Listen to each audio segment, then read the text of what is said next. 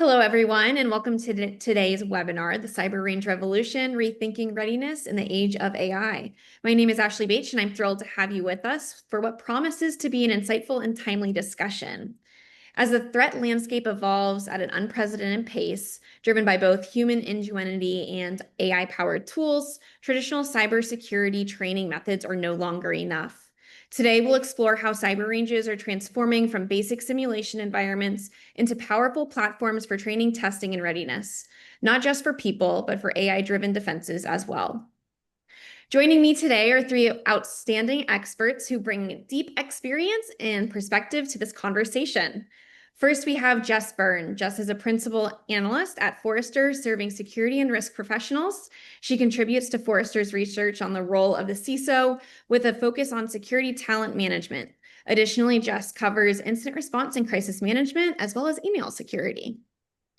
Next is Jonathan Whaling. Jonathan is a senior consultant in Forrester's Total Economic Impact Consulting practice. He has over 25 years of experience in market research with a focus on B2B research and information technology. Jonathan has managed market research functions at two IT vendors, as well as developed and run research programs for multiple IT research suppliers. He has been with Forrester's TEI consulting practice for 4 years. And finally, we are joined by Clint San. Clint is the Chief Product Officer at SimSpace, a leading provider of high-fidelity cyber ranges. With over 30 years of experience in cybersecurity, Clint has held senior product leadership roles at companies including Malwarebytes, NortonLifeLock, and Corelight. At SimSpace, he oversees product management, content design, and platform engineering, driving innovation in AI and machine learning capabilities to enhance the company's platform. Wonderful. To kick things off, let's set the stage. Jess, I'd like to start with you. What's changing in the cybersecurity landscape that demands a new wave of innovation in training and preparedness?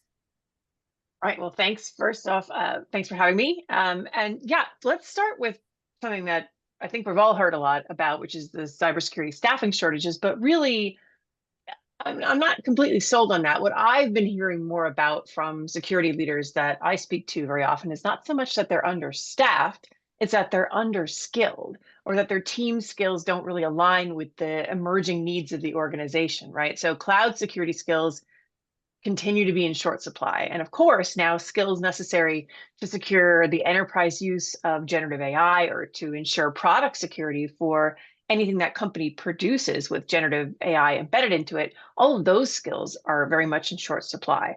But in my conversations with security leaders and managers and even practitioners themselves, I've found that the way they're attempting to upskill themselves or their people or to help them acquire those new skills is flawed, right? Organizations and sometimes individuals looking to make a career change, they're shelling out tons of money on security certification and test prep courses and boot camps, right? Sending, maybe for a manager to send one or two people to a week-long boot camp at $6,000 to $10,000 a pop. It doesn't really scale. And it's also, in my opinion, point in time knowledge that in this day and age really can't keep up with the pace of technology change and also evolving attacker techniques.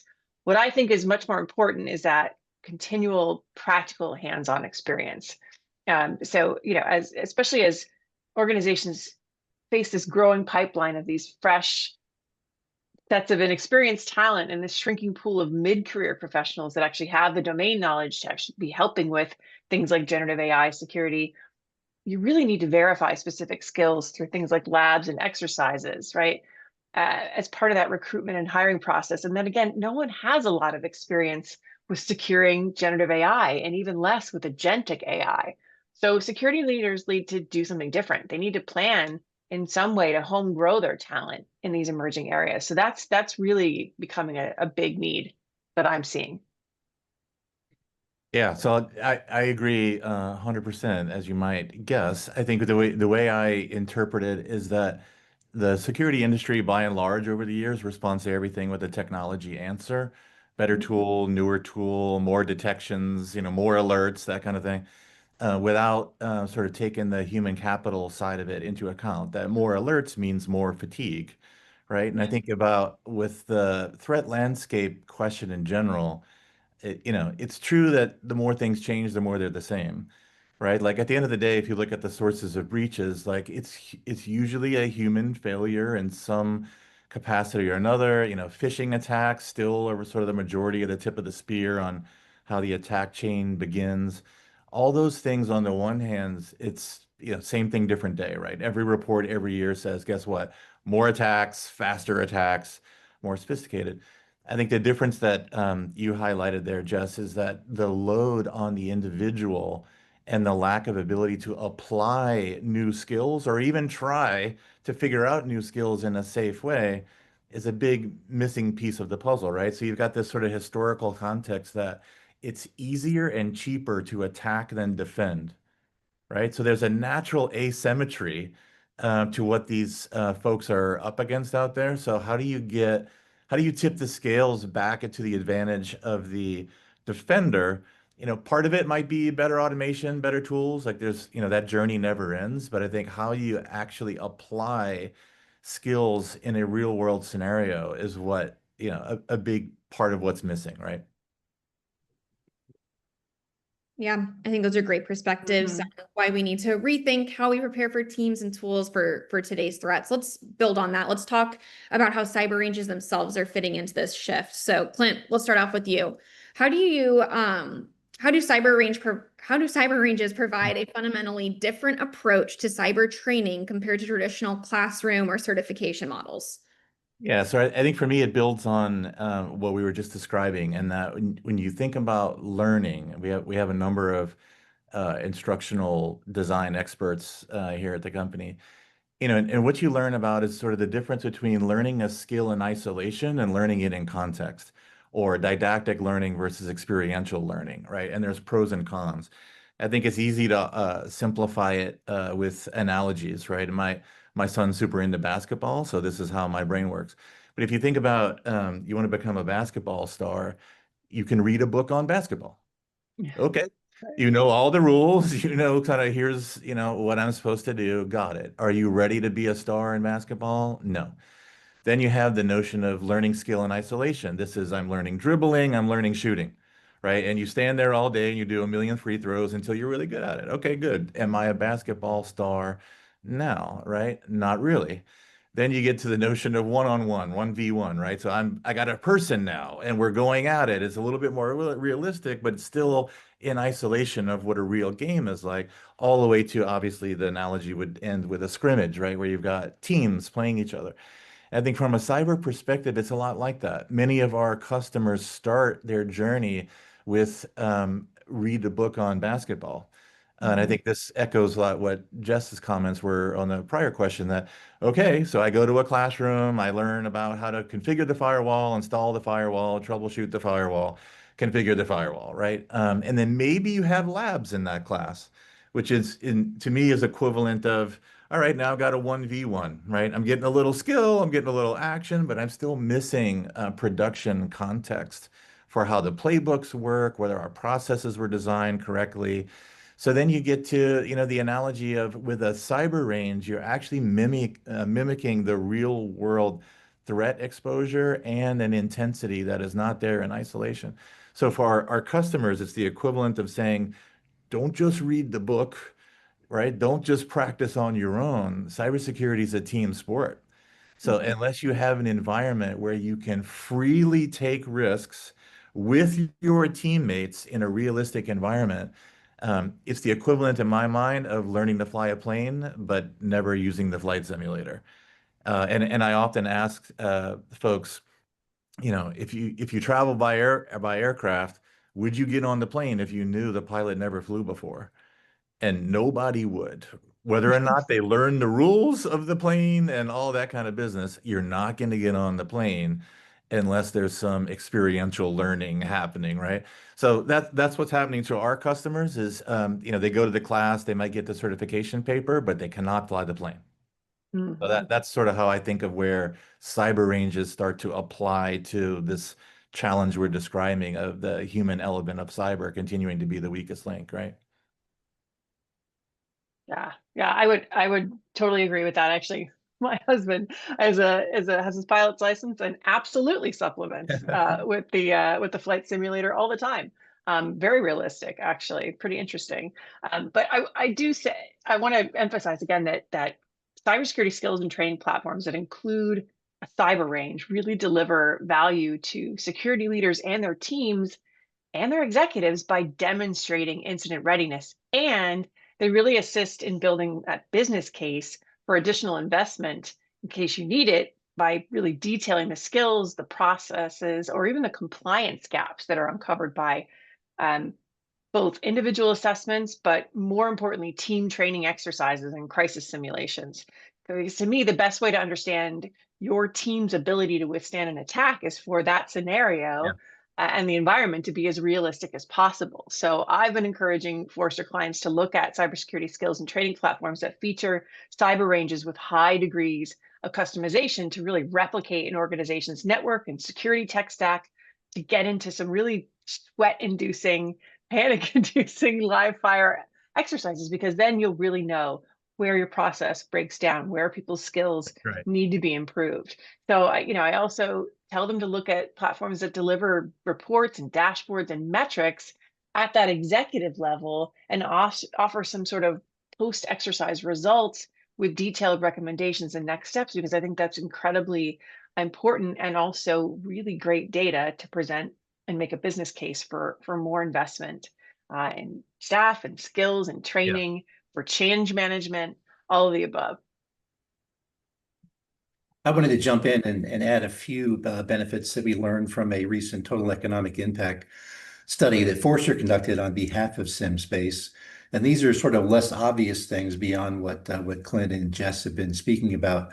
Some of the organizations that we spoke to in this study reported that the knowledge of the organization having a SimSpace range or a SimSpace environment helped attract more qualified security professionals, and then in the application process, and then retain them once they were hired.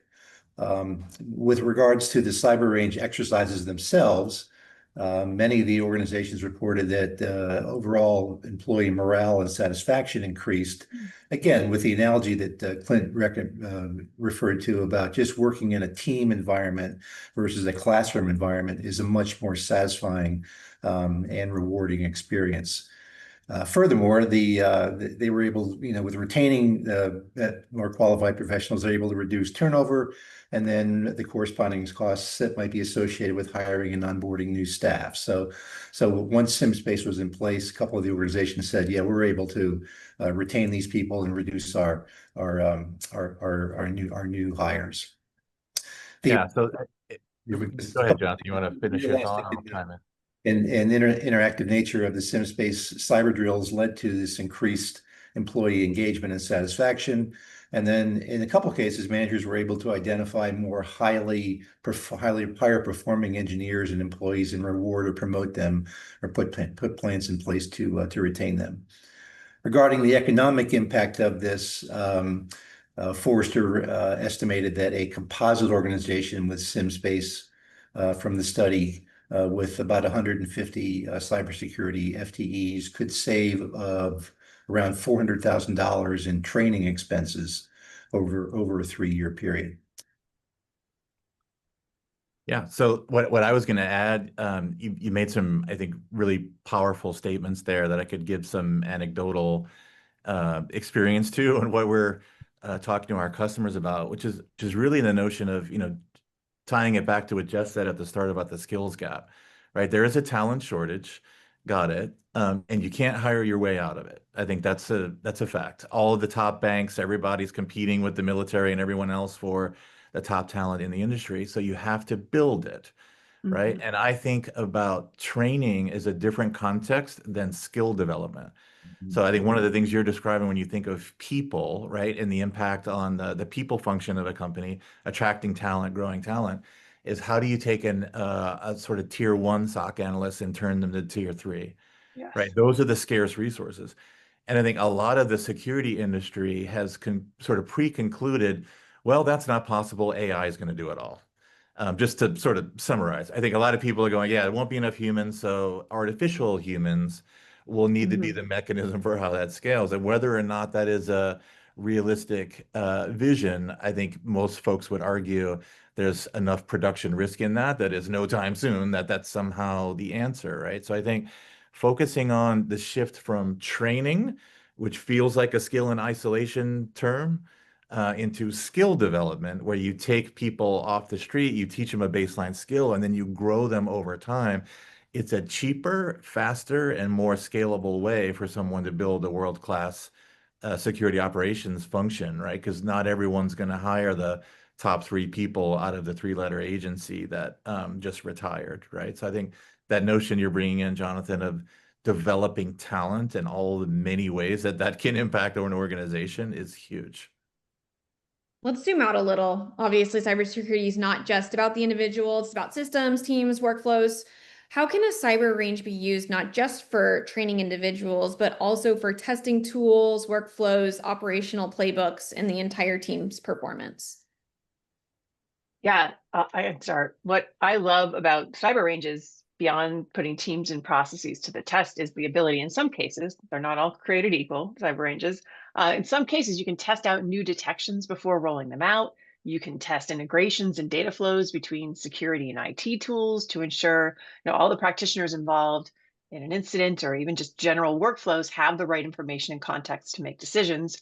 Or, a great thing to do without bothering your production environment is to test out one security tool's performance over another at the POC phase in a bake-off. So all of this can be done in certain cyber ranges without altering the team's live environment.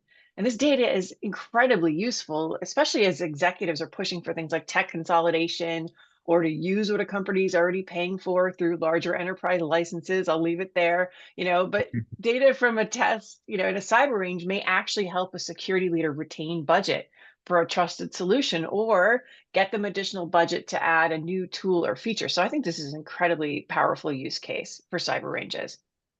Yeah, agreed. I think when we see a lot of our customers, the journey may start with the human talent problem, the skill development, but they quickly realize that once you get a high fidelity range with a realistic environment, it unlocks many other use cases. So it becomes about spend optimization at the end of the day. You have to have some training anyway, so you have some training, but if you can get 10x out of that investment for many other kinds of SOC optimizations, that's a win-win. And I think the way our sort of top end Defender customers look at it is the range is like a big what if machine, Mhm. right? So we use the word simulation or emulation that's been around the industry for a long time. But I think people tend to think of that in very technical terms, like, oh, we're imitating the attack. And while that's true, the idea that you can use it to scenario plan is really where this gets strategic for a CISO. They're saving money, there's more efficient team performance, there's the talent implications we just talked about. But the idea of scenario planning, being able to take a risk that would otherwise be too disruptive in operations, right? I think for a lot of customers, they look at trying a new security thing carries operational disruption risk. You're not going to try 15 new security detections and see what happens in your live production environment without directly impacting the help desk cost and the SOC analyst and maybe even end user productivity if the wrong thing gets blocked, right? There's a business risk. So I think the notion of being able to take a cyber range, especially one that you've already invested in for this sort of new world of training, and be able to use it as the what if machine is where a lot of that power is. And Jess, you highlighted one of our primary use cases we see our customers using it for, which is detection engineering, right? Mhm. This idea of being able to take in an entire repo of rules and test them in a production-like environment, right? So that's the notion of realism has to be there for this to matter, but also sort of at scale, right? So you could take a small team of detection engineers, otherwise manually messing with the rules, testing, tweaking in a very manual sort of fashion, and you're able to automate it. So we have capabilities in our platform that actually does scoring automation so that you can literally say, here are three different tools, configure it how we do it, and then get numbers back. And I think those numbers is part of the proprietary sort of way we've designed these analytics over the years that is a big missing piece of the puzzle. Probably the best example is in team training. Jonathan, you mentioned the notion of people doing exercises, right? And the positive impact that has on the team. And ultimately, the issue with that still, though, is people look at it as an annual event. like, oh, we're going to do our red versus blue exercise this year. And maybe some of the best ones are doing it every quarter. And we certainly have a customer doing that. But the real power of having a platform is the notion of being continuous. It's the idea that it's not a one-off event that you might do once a year, like a tabletop is for many organizations. It's a part of your actual operating model, where the SOC operators can use the tool to do this detection engineering. They can ongoing look at the efficacy of different tools or configurations they have and be tweaking it all the time. So it's really about the life cycle of what a range can do outside of the exercise that I think most people are not yet aware that that's a big value of the platform, to your question, Ashley. And I think in a large way, it's because their notion of cyber ranges is that you get a generic one, right? So you get training, it comes with a range. There's a couple different ranges. You log in them, they don't look like your environment. So I think that one of the big differences with us focusing on realism and sort of the high fidelity replica of key terrain in the customer environment is exactly the idea that now it unlocks an operational impact where you can continuously validate controls, whether it's tech or playbooks and people and how they function, right? I wanted to jump in and add just a couple of other points to support what we're saying. What you mentioned, Clint, about the use of developing detection rules. One of the organizations in the TEI study did use SimSpace in this sort of lab type environment to test and validate detection rules before they ported them over to their production environment. And they found that this is a big time savings because engineers are developing rules and alerts all the time, and they could save 30 minutes to an hour per alert and rule that they were developing. And then furthermore, that really resolved any potential conflicts in production between detection engineering and security operations, which may not have been tested previously. One other point I wanted to make about the playbooks that was Ashley asked about was that in the study we did find that organizations that did employ these range exercises on a regular basis, quarterly, semi-annually, what have you, created a mechanism for a continuous feedback loop. So that every time they did an exercise, then they would receive their after action report from SimSpace. They were able to then go back and then update their response playbooks and make them better, continuously better for the next exercise.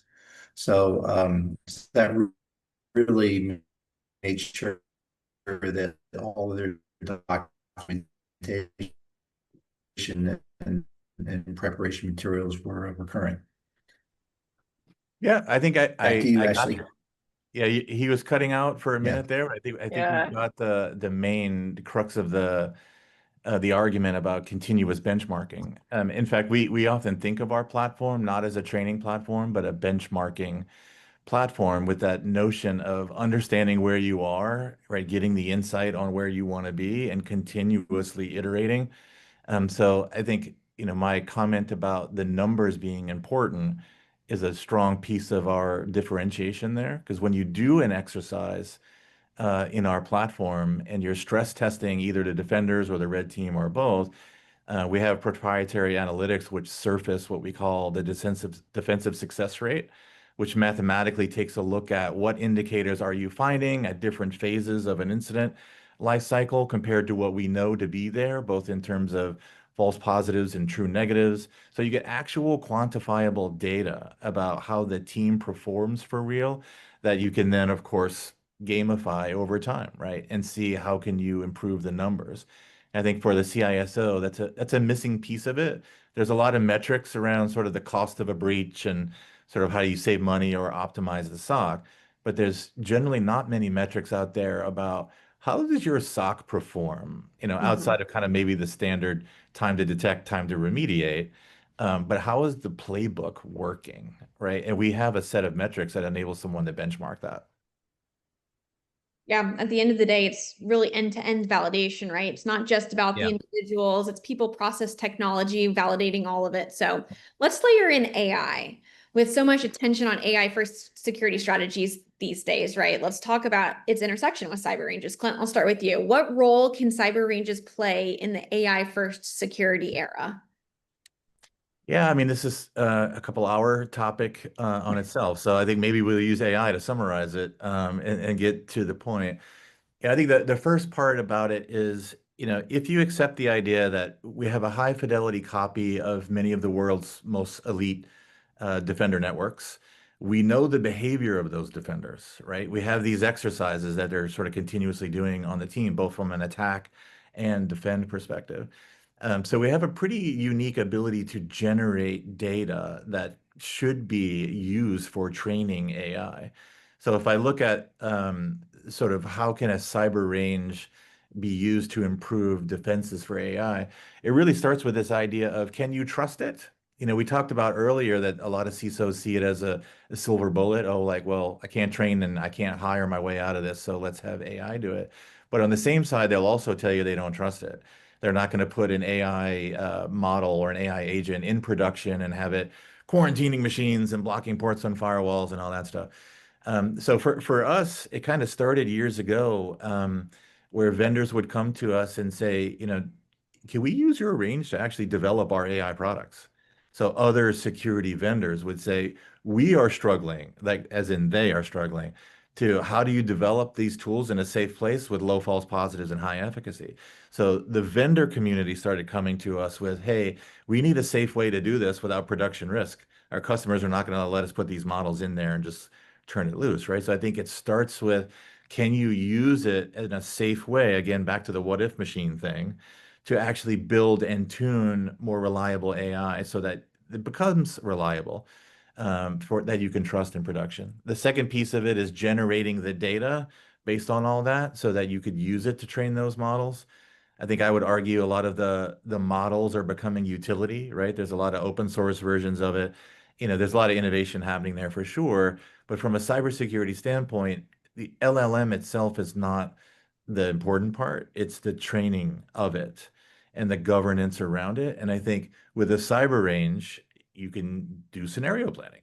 You can use the data that we generate to fine tune and build trust with an AI model, before you are willing to accept production risk. And I think if you compare what we're up to against a lot of the breach attack simulation sort of market players, that's really the big difference. If you're doing it in production, you don't have a what if machine.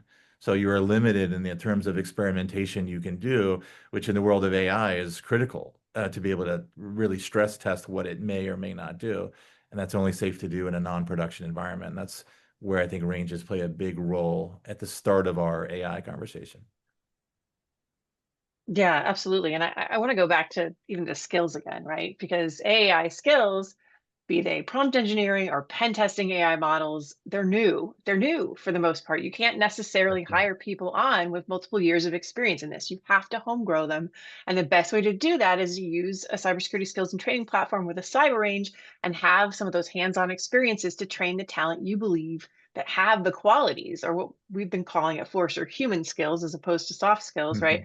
Mhm. Have those skills necessary to be effective in an AI empowered role that will also defend AI models in the enterprise, things like adaptivity, empathy, critical thinking, problem solving, right? And give these folks the time in the range to acquire those new offensive and defensive skills for generative and agentic AI. Because to your point, Clint, like, you're not going to set an agent loose in your production environment. And if you finally get to the point where you may trust it, there is still going to be a human in the loop to check the work of that agent. They are not going to Yeah. perform 5 tasks in a row. They're going to perform 2, have a human check their work, make sure everything's okay. You need people with the right skills and domain knowledge to actually be able to do that verification of agents' work, or otherwise you're going to it's going to spin out of control rather quickly. So I think cyber ranges are great because you can simulate attacks on models, and they can be used to generate those data sets, as you mentioned, that are necessary to train the models within security tools on these attack scenarios and get people up to speed on how to be conversant in AI, both from an offensive and defensive perspective. Yeah, for sure. At the start of our conversation, we were talking about threat landscape changes, and I think a lot of the threats landscape data, and I'm sure you see this, Jess, in your email security research. Mm-hmm. It's still a lot of defender activity is focused on malware, and for logical reasons, right? I mean, malware is usually a part of so many different attacks, and all the tools are generated around the fingerprints of malware and stopping malware. So back to the AI topic, I think most people are looking at it like, look, if you have a high confidence piece of malware that's spreading ransomware around the organization, maybe there's a level of automation to shut that down because seconds matter in Sure. here. Makes some sense. But I also saw a statistic, FBI, I believe, CrowdStrike were the sources of it, where 79% of new attacks are more of the living off the land concept where there is no malware, right? You're using tools and human creativity, perhaps enhanced by AI, to stay in an environment for a long time undetected. So if I think about your point about skill development, a lot of what's out there is whack-a-mole with viruses still, right? 20, 30 years later, after the EDR market sort of started to replace the pure antivirus. So I think if you look for, how are these automated agents well equipped to handle things that require institutional knowledge? They aren't. That institutional knowledge is massive. And sure, we can have a vision about we'll train all that in and eventually AI will do it. But our customers are suffering now. So the promise of that in the future, let's say cautious optimism. But for now, that institutional knowledge, the ability to do things without production risks because the environment and all the context around it, it's still massive, right? It's not going away anytime soon. Yeah. Awesome. Those are some great insights on AI and how cyber ranges can work together, strengthen defenses, but like many things, it's a double-edged sword. So attackers are also leveraging AI to scale their operations. Jess, how are adversaries using AI today, and what kinds of new risks does that pose to enterprise defenders? Yeah, so Clint touched on this a second ago, but yes, obviously Gen AI is helping bad actors. They're helping them overcome language barriers and grammar barriers to create compelling phishing and BEC messages. That's great. We've kind of known about that for a couple of years now, and you're now questioning grammar. You're probably thinking that an email is real if it has a typo in it, as opposed to the opposite from a few years ago. But attackers, more importantly, they're also using Gen AI for intelligence gathering, right, to gain credibility. This is where the social engineering piece comes in, because in an instant, Gen AI delivers company, function, role, individual details, including writing style, voice, video, and probably stolen credentials to convince targets to take specific actions, right? Maybe to create deep fakes. So understanding that attackers are actually spending time profiling and targeting your workforce using AI is important. And I've been saying this now in my incident response and crisis managed coverage. Don't think you're too small a firm or an industry that an attacker doesn't care about. AI is making it far too quick and too easy for them not to take their shot, right? And additionally, AI has been enabling adversaries to develop and adapt malware, as we talked about it. Ransomware groups are using AI to personalize attacks, evade detection. And then there's, of course, the attacks on the models themselves, right? They're manipulating AI models by injecting malicious prompts or corrupting training data, and they're causing AI systems to malfunction or make harmful decisions or spread disinformation. And they're also looking for vulnerabilities in AI. So this is a tough time for defenders because AI is really supercharging attackers and making them much more effective. But defenders can do the same thing, right? They can use AI to quickly detect sentiment in emails and instant messages. I have actually renamed my evaluative research in this space email messaging and collaboration security, because it's not just about email. It's about Teams, it's about Slack, it's about SharePoint, Box, Salesforce, WhatsApp, all of these things. They're using AI to pull together campaigns. So I think all of this is important, and again, it requires upskilling and the ability to use tools that are using AI to fight AI. And this is where using a cyber range, using a cybersecurity skills and training platform comes in from that perspective. Yeah. So you nailed all my talking points there, right? So the spear phishing thing, I think, is the first wave of panic many of our customers experience with this, right? Because as security practitioners for a long time, you see the phishing test emails come in, and you're like, how could someone click that, right? It's broken English, or it's so obviously not true. And that's changing dramatically, I think, as a result of AI.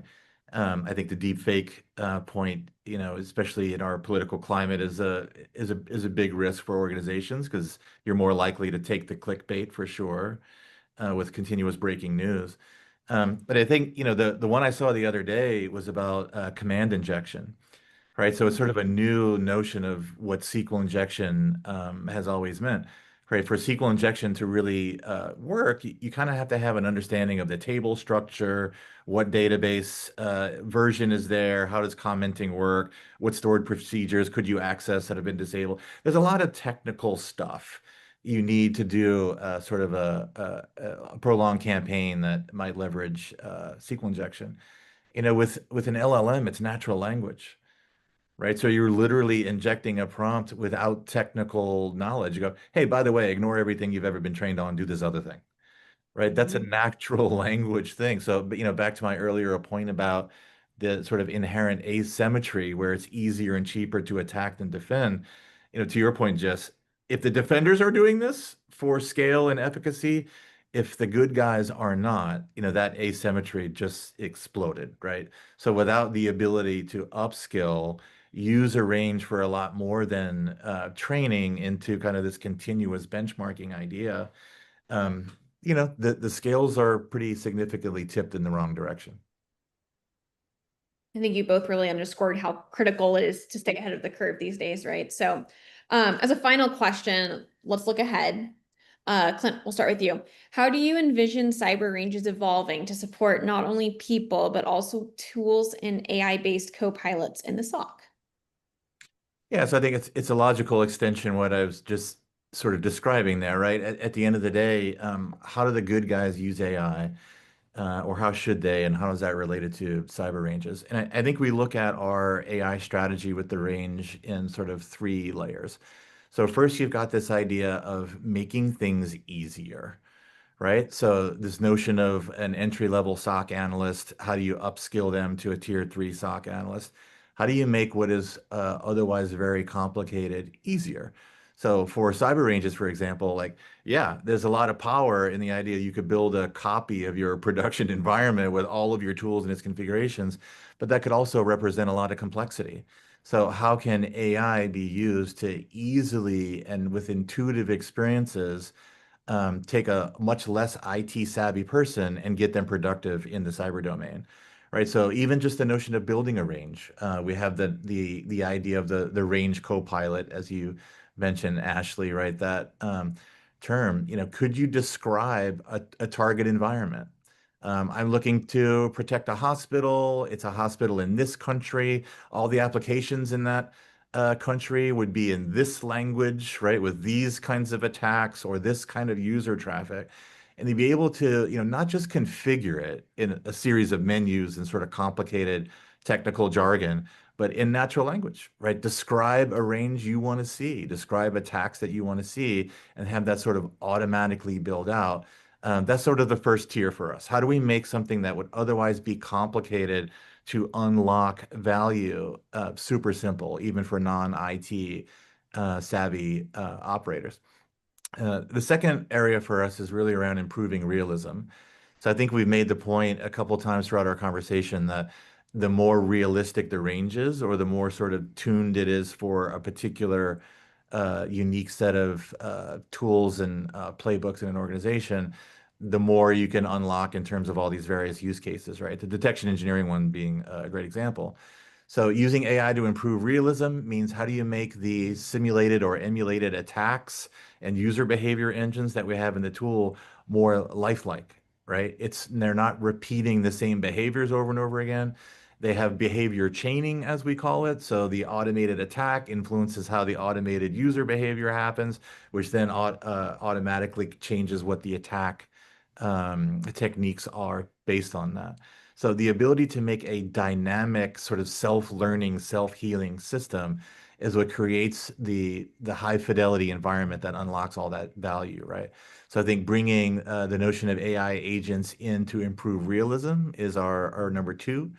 And the final one is really around, we think of it in terms of this concept of preemptive optimization, but it's really getting left of bang in a much more fundamental way.